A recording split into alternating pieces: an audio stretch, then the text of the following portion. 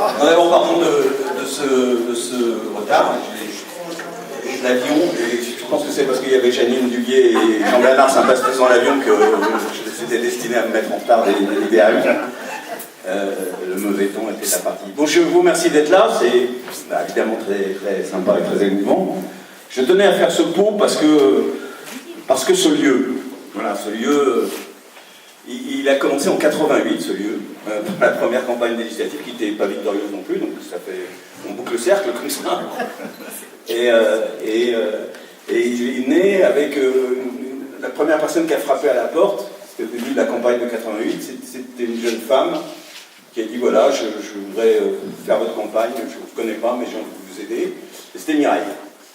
Et Mireille, depuis, elle a pu quitter ces lieux depuis 29 ans.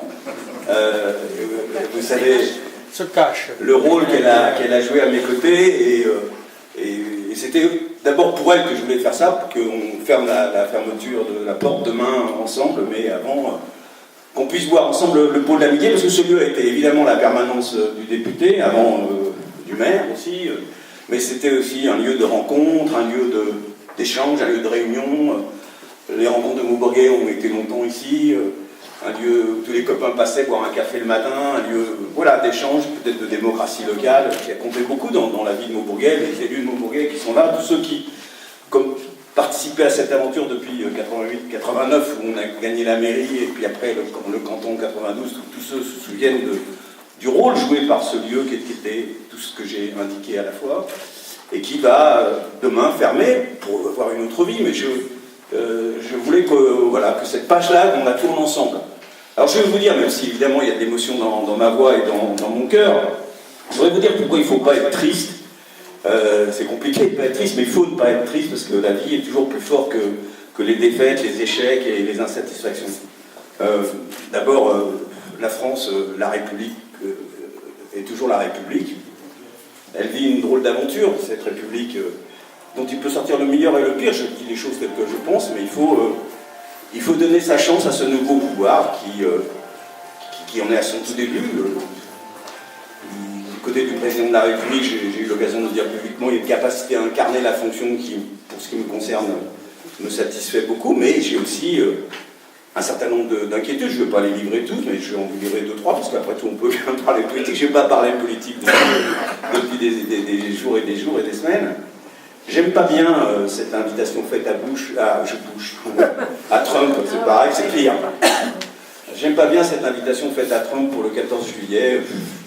Je trouve que même Bernard Guetta, qui sur France Inter est très indulgent, qui n'aime pas non plus cette invitation, a dit que ça pouvait être un très bon coup de billard à deux bandes si c'était une manière d'acheter Trump à la baisse, comme on fait en bourse. Et j'aime pas qu'on fasse la politique étrangère de la France en achetant à la baisse, si je veux dire. J'aime pas bien ça. J'aime pas bien du tout cette convocation du Congrès lundi prochain, à la veille de la déclaration de politique générale du Premier ministre. Alors je pense que ces sujets importe peu dans les foyers de Lobadère, de Selazur ou de Mouisset, ou de Pierre Vallon ou d'ailleurs, ou des bancs à la Lannemezan, parce que ce n'est pas les sujets principaux, mais qu'un président de la République convoque le Congrès à Versailles, la veille où le Premier ministre va rencontrer le Parlement pour dire sa déclaration de politique générale, s'engager sur une politique, c'est-à-dire faire du Premier ministre un répétiteur ou au mieux, j'espère que ça ne sera pas un contradicteur, ça serait pire, c'est vraiment présidentialiser le régime comme jamais on l'a vu. Pierre, tu as encore plus d'expérience que moi, on n'a jamais vu ça. Non. On n'a jamais vu ça. Et cette présidentialisation extrême du régime, j'aime pas ça comme républicain et comme démocrate. Et puis ma troisième inquiétude ou insatisfaction, je la livre, on en parle peu, mais c'est du côté de l'éducation nationale que je crains le plus de choses en ce moment. Moi, l'amoureux de l'école publique laïque et obligatoire, l'amoureux du service public de l'éducation, je pense que la manière dont ce ministre, que je ne connais pas, qui je ne veux pas faire de procès d'intention, a balayé une réforme qui est celle des rythmes scolaires, sans aucune évaluation, sans aucune concertation,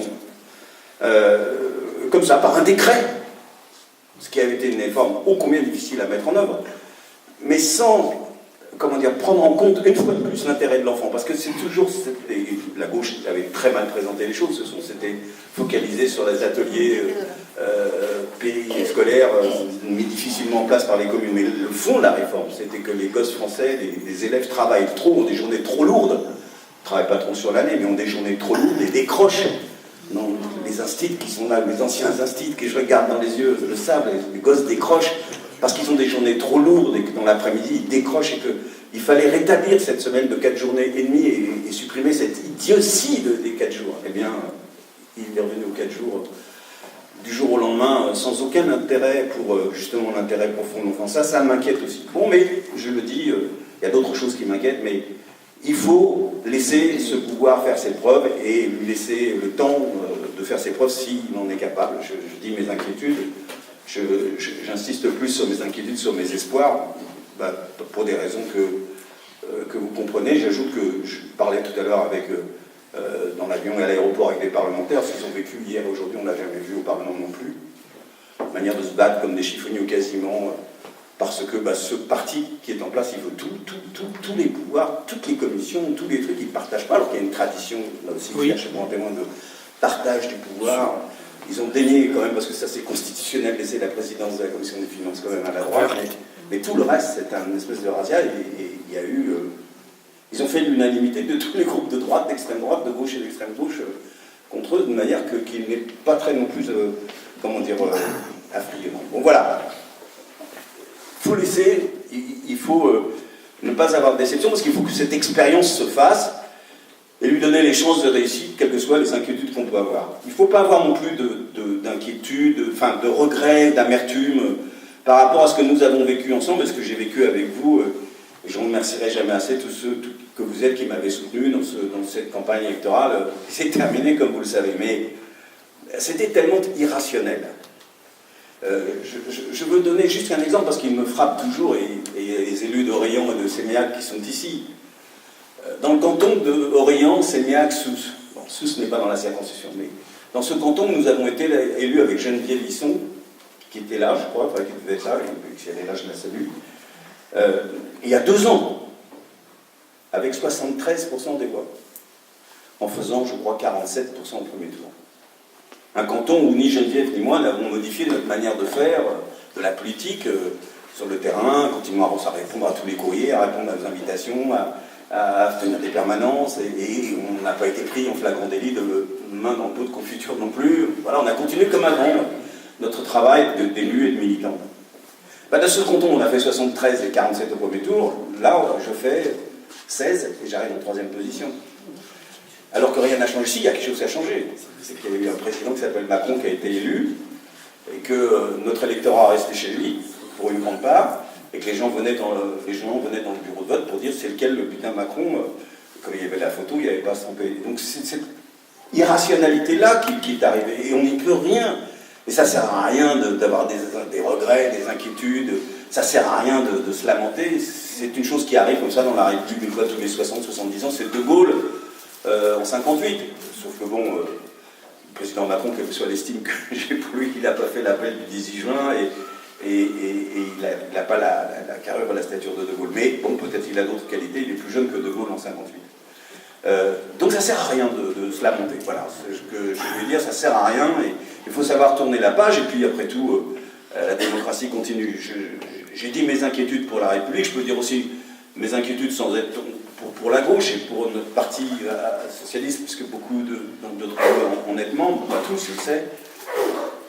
La gauche, elle est en mauvais état. Moi, je vais vous dire, je n'aime pas beaucoup, je le dirais, la mégalomanie violente de Jean-Luc Mélenchon. J'aime pas beaucoup plus l'apathie hallucinante et la médiocrité affligeante du Parti Socialiste. Donc elle est en mauvais état, la gauche, mais elle en a vu d'autres, elle en reverra d'autres, elle va se reconstruire, il faudra qu'on y mette tous d'une autre, je ne sais pas quand et comment, mais le rendez-vous il est devant nous, donc j'allais dire qu'il y a des effets fond de piscine qu'il faut qu'on peut regarder l'avenir avec optimisme, il y aura de la reconstruction à faire. Voilà, il n'y a pas là non plus de lamentation à faire, il y a juste à regarder devant. Ce que je veux vous dire tous, c'est que c'est d'abord un merci du fond du cœur à tous, parce que la page qu'on va tourner en fermant la porte demain, on l'a vécu tous ensemble. Je l'ai dit tout à l'heure, Mireille était la première de cette aventure à mes côtés, puis il y avait tous les copains de Maubourguet, la municipalité, les maires suivants, Jean Guias qui est là, Jean Nadal, c'est une trilogie des gens ici. Il y en avait d'autres gens avant, ils étaient radicaux ceux-là. Avant il y avait les droites, c'était pas un genre. Mais cette équipe-là, puis toute l'équipe du parti, tous ceux qui ont fait équipe à des moments divers, ceux qui ont été mes suppléantes, je pense à Virginie qui était là, qui est derrière moi, et je pense évidemment à Joël, la dernière qui a bagarré à mes côtés pendant ces semaines-là. J'ai passé des moments formidables avec elle. Et vous savez pourquoi je ne suis pas triste aussi, c'est parce qu'on est allé dire au revoir à tout le monde, d'une certaine manière. On ne savait pas que c'était pour ça. Mais on a fait la tournée des 279 ou 89 communes, pardon, 289 communes. On est allé dire au revoir à tous les maires de la circonscription. Il y a quelque chose de démocratique qui était profondément réjouissant quand on est républicain et qu'on aime comme ça les élus de la République. J'ai vécu finalement cette campagne comme ça, comme un au revoir démocratique. Bon voilà, la vie, il faut la prendre comme ça, il faut se tourner vers l'avenir. Au-delà de ce merci, je vous demande vraiment d'être positif. Moi, c'est ma page, une page de ma vie personnelle qui se tourne aussi. Tu l'as pris en prenant ta retraite un jour. De manière harmonieuse. Moi, ma retraite, on me l'a donné avec un coup de pied au cul, mais non. Le résultat est le même. On ne l'a pas donné à toi, on l'a donné... Voilà, j'ai raison. On l'a donné à Soudan, de partout en France. Oui. Et quand je vois d'ailleurs des copains, parce que Pierre le sait, être député, c'est un engagement de tous les instants, de 365 jours par an, et samedi, dimanche. C'est vrai que moi, je gardais à peu près mes dimanches, et puis ceux qui me connaissent savent que je gardais aussi des dimanches pour aller au ski avec Philippe ou avec Patrick, ou avec les deux. Et puis je gardais aussi quelques semaines dans l'année pour aller sur le bateau. Mais c'est un engagement de tous les instants. C'est un engagement d'amour pour un territoire et pour sa population, un engagement de confiance. Et au fond, quand je vois certains de mes collègues, des amis personnels, encore plus engagés que moi, c'est-à-dire prenons pas de vacances, prenons pas de dimanche depuis des années, avec un engagement encore plus admirable, respectable, et faire encore moins que moi au score, c'est-à-dire dans des départements voisins, finir avec 7, 8, 10%, 5% pour certains. C'est que c'est plus une vague, c'est un tsunami, et donc il faut vraiment pas avoir de regrets. Donc c'est une page qui se tourne pour ma vie personnelle, politique, sûrement ma participation au débat national qui prend fin, mais en même temps ma vie ne s'arrête pas. J'habite toujours à la Fitole, je suis toujours conseiller départemental, vice-président du conseil départemental. J'ai des collègues, des conseillers départementaux à mes côtés et conseillers départementaux. Je n'oublie pas qu'il n'y a pas que des femmes au conseil général, même si le groupe socialiste, il y a 6 femmes et 3 hommes. C'est la parité. Ouais. Je ne dirai pas, Jean, quel commentaire tu fais sur cette situation. Et ma vie continue. Et moi, je vais vous le dire, je la prends aussi positivement que possible. Il faut savoir toujours de faire un bien d'un mal. Bon, voilà, il faut respecter la démocratie, il faut respecter le verdict des urnes, il faut être très modeste par rapport à un phénomène qui nous dépasse complètement, et puis regarder devant en disant, voilà, maintenant il y a des choses à vivre dans la vie politique, tous ensemble, et dans la vie personnelle, évidemment, chacun ou les uns avec les autres, parce qu'il y a beaucoup d'amis qui partagent des moments d'amitié aussi en dehors de la politique. Voilà, je voulais vous dire ça, vous remercier beaucoup. J'avais rien préparé, mais j'avais envie de dire 2-3 choses quand même. C'est parfait. Je n'ai pas complètement perdu les mauvaises habitudes, et je vais les perdre, je vous rassure, je pense. Et puis, merci du fond du cœur, vraiment du fond du cœur, parce que cette page-là restera évidemment gravée pour moi comme une très très belle page de ma vie. Bernard, et je ne l'oublierai évidemment jamais. Je resterai disponible pour tous ceux qui le voudront, pour toujours donner un coup de main à ce territoire, aux militants, aux élus qui se battent et qui ont mon respect, mon estime, mon admiration et surtout mon amitié. Elle vous est fidèle, vous le savez, et elle le restera. Merci beaucoup.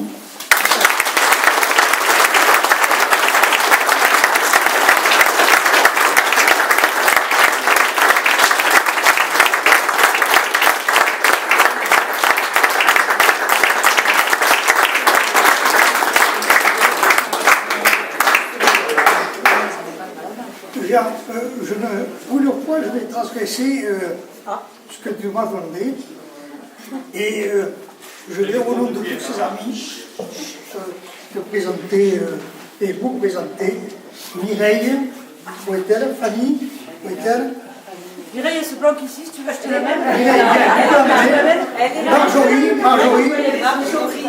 Marjorie, voilà. Marjorie, où est-elle?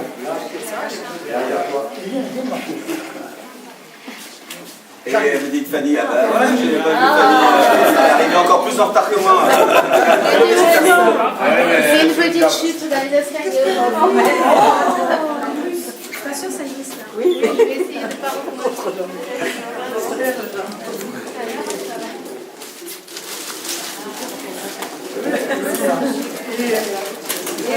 Joël, Oh là là. je vais commencer par Joël. Joël, on a fait ta connaissance il n'y a pas longtemps, il y a quelques mois, et tu nous as beaucoup parlé de rugby. Tu nous as beaucoup parlé de rugby, et pour continuer la métaphore qu'employait Jean tout à l'heure, je crois que tu es en mesure de jouer dans l'équipe. Donc voilà.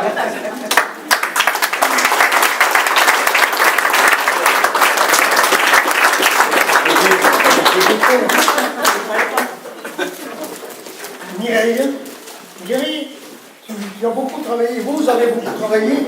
Mireille, Fanny, Marjorie, oui Marjorie, vous avez beaucoup travaillé, il va falloir vous reposer, vous détendre avant de recommencer une nouvelle vie. Oui. Donc voilà pour vous détendre. Merci. Merci à tous.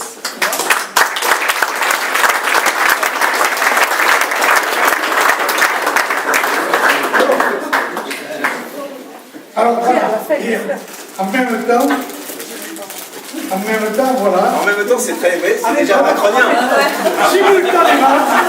Simultanément, et je pense que le supplémentaire est pour Karine. Il est pour Karine. Elle arrive. Joël et Karine. Elle arrive. Alors je l'attends. Et enfin, Jean, tout le monde sait ici, ton goût pour la finesse de ce vin de Bordeaux.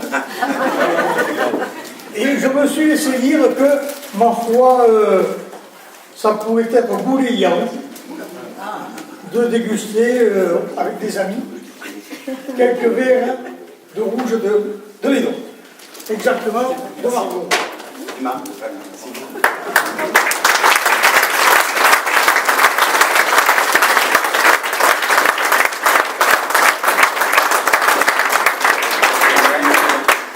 Je ne dis pas de mots, mais Bernard, de la part de nous trois, les petites filles de la permanence, on a vraiment apprécié ta collaboration.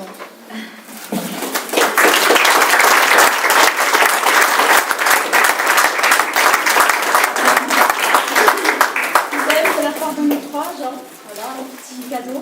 Ouais. Je pense que quand tu vas naviguer, peut-être tu pourras l'utiliser un petit peu. Tu penseras à nous. Merci beaucoup, mais je suis très gêné parce que les cadeaux que je vous destine, je voulais vous les donner en tête à tête et pas dans les jeux de billets.